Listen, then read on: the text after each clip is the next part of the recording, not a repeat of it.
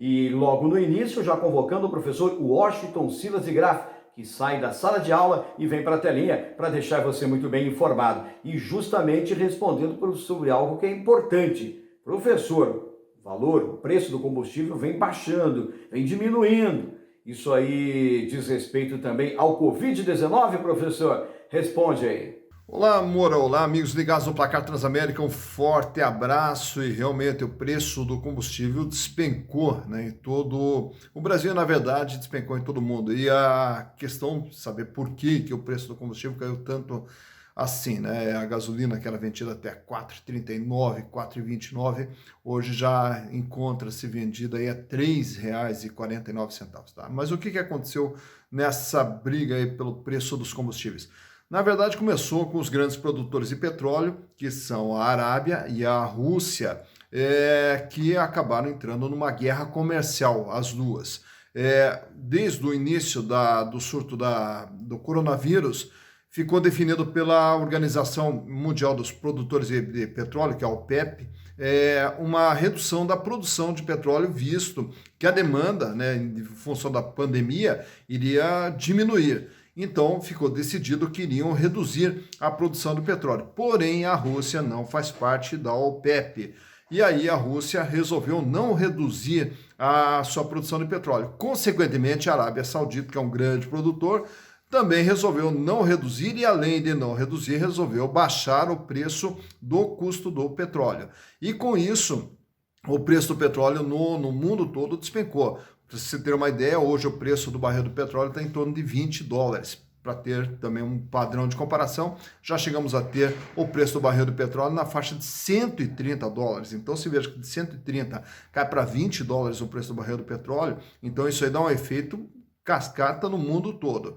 E aí, consequentemente, isso aí repassa, vai, né, para o repasse no preço dos combustíveis. Então, hoje nós temos o preço do combustível extremamente baixo. Consequentemente, aqui no Brasil, nós temos também a produção do etanol. O etanol, que é uma solução para a questão da dependência do petróleo, o etanol ele não tem nada a ver com essa briga do petróleo. E, consequentemente, o preço do etanol ele acaba ficando muito próximo ao preço do petróleo. E aí complica a vida também dos produtores de álcool aqui no Brasil, né? Então agora virou essa guerra comercial em relação ao preço do petróleo, que envolve o etanol e que consequentemente vai para as bombas dos postos de combustível, e o consumidor naturalmente agradece, mas a situação do pessoal que mexe com petróleo realmente ficou complicada, tanto é que a Petrobras está reduzindo a produção em diversas plataformas, em diversas refinarias no Brasil. Por isso que o preço da gasolina está tão baixo, devido a uma briga comercial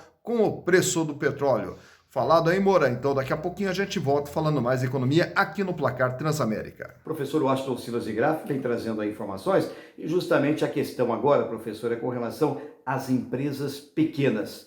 E a pergunta é, elas estão sofrendo mais? É isso, professor? Estão mais carregadas com relação a este momento? Dá a sua análise aí, professor. Olá, Moura. De retorno aqui no Placar Transamérica e com mais informações da área da economia.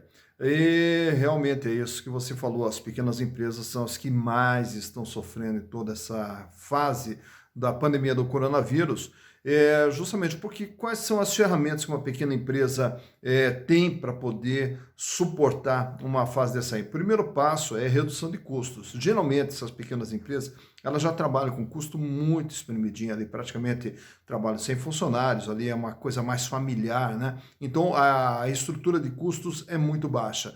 O segundo passo é a questão da receita. A receita, que seria através das vendas do produtos ou a venda de serviço, aí depende o quê? Depende do mercado. Se o mercado está normal, eles até têm essa geração de receita. No mercado, já numa crise, essa receita já cai. E numa pandemia com a loja fechada, aí a receita desaparece. Aí sobra o quê? Sobra a questão do crédito. A questão do crédito seria como um oxigênio. Então você pode até reduzir despesa, pode até tentar ali manter uma certa receita, mas se não tiver o crédito, não tem oxigênio. Não tendo oxigênio, pode ser fatal para uma pequena empresa. E esse é o grande problema das pequenas empresas, que elas não estão tendo crédito.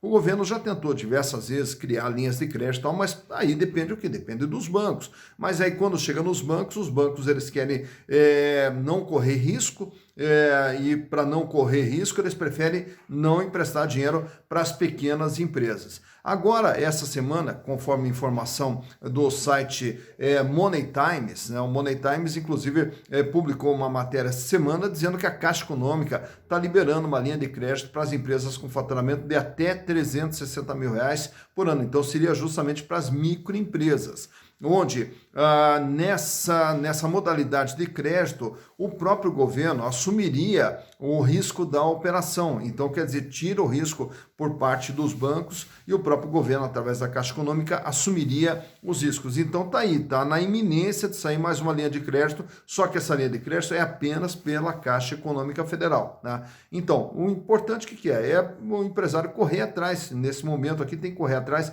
de todas as maneiras e, de repente, aparece uma porta aí, a Caixa Econômica liberando um crédito para as micro e pequenas empresas com faturamento abaixo de R$360 mil. Quem sabe é uma alternativa aí. Tá falado então, Moura? Um grande abraço e um ótimo final de semana. E segunda-feira a gente retorna aqui no Placar Transamérica com mais informações da área da economia.